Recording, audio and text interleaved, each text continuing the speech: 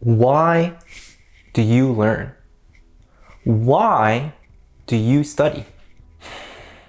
Let me tell you a story, my virtual little siblings. You're gonna wanna listen to the end. I promise it's worth it. It's junior year, dead of winter. You're at boarding school. You and a few of your buddies are doing some late night studying at around 12:30 a.m. You're jittery. You've already had 2 coffees, 2 Starbucks Frappuccinos. But in your room, it's real quiet. Silent as a library. Everyone has their headphones plugged in. And in fact, the only sound that you can hear is your stomach grumbling, moaning, whining from all the acidity from that coffee. And in an ironic twist of fate, you're studying biology.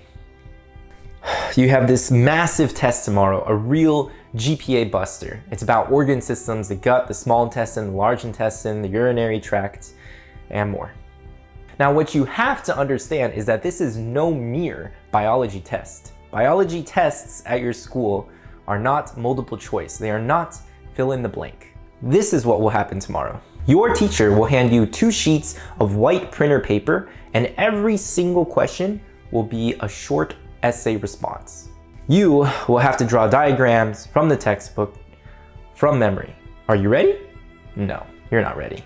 What will it take for you to be ready? 4 hours of studying? Maybe 5? You've been drawing and redrawing this diagram of nephrons in the kidney over and over again for the past 45 minutes, and you still can't remember it, and all of a sudden it just feels so hopeless.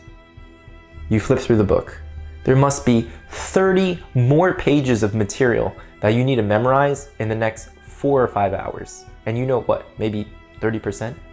You glance at the clock, 1:30 a.m.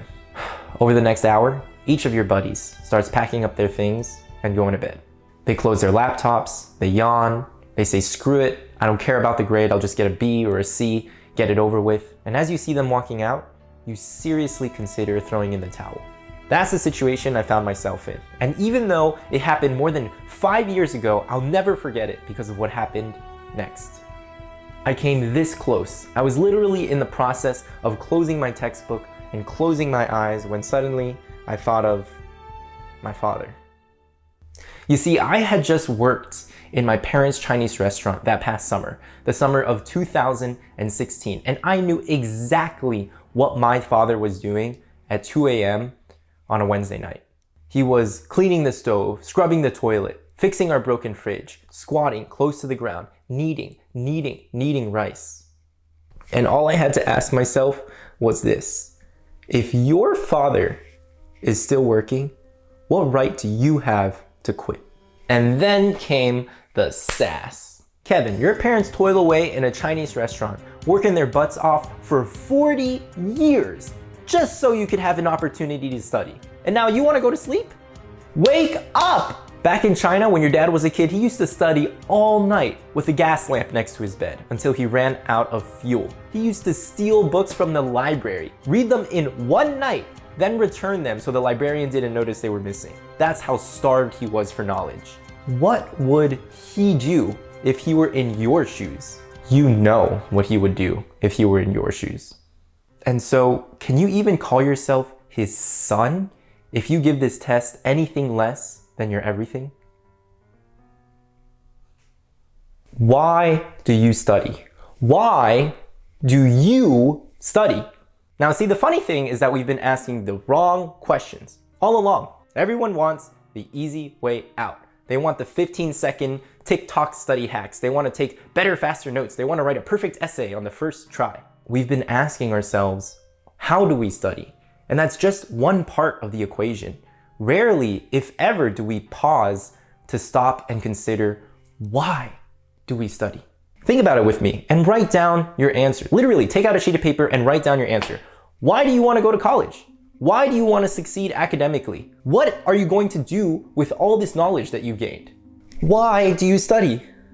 Your answer has to move you. It has to move you, my virtual little sib. It has to emotionally compel you to show up every single day, especially on those dark days.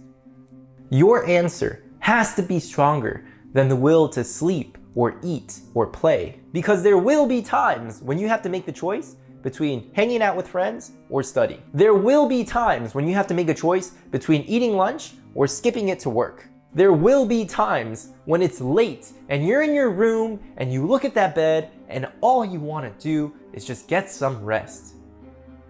But your work is not finished. What will you choose? Now, these are not choices that you have to make every day, nor should they be choices you make every day. But when tough times come, and they inevitably come, your answer, your reason, your why will be tested. Now, for some of you, the answer might be because somebody believed in you. You want to study, you want to succeed, you want to do them right. Show them that their sacrifice was worth something. Now, some of you might have a chip on your shoulder, a doubter, a hater, a disbeliever, a teacher from years ago who said that you wouldn't amount to anything, a counselor who says you should manage your expectations, a friend who thinks you're obsessed. They can't understand why you never have time to chill. They might think you're a little crazy, a little unhinged, a little unreasonable. Let them think what they want. The difference between them and you is that you can see what they can't see. A dream crystallized in your mind, a job, a degree, walking across that graduation stage with your head held up high. What could be sweeter than that?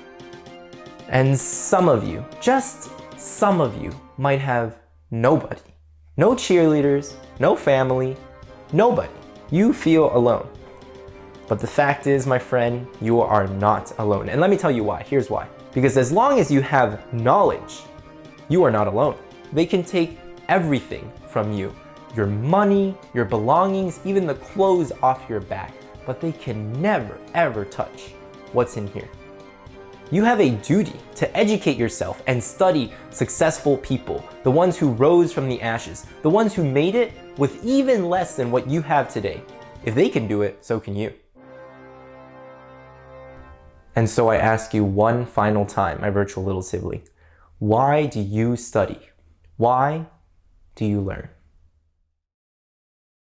I sincerely thank you for watching until the end. If you enjoyed this video, don't forget to drop a like and subscribe. And please, please know that I am constantly rooting for you because your success is my success. All right, guys, take it easy. Until next time, I'll catch you later. Peace.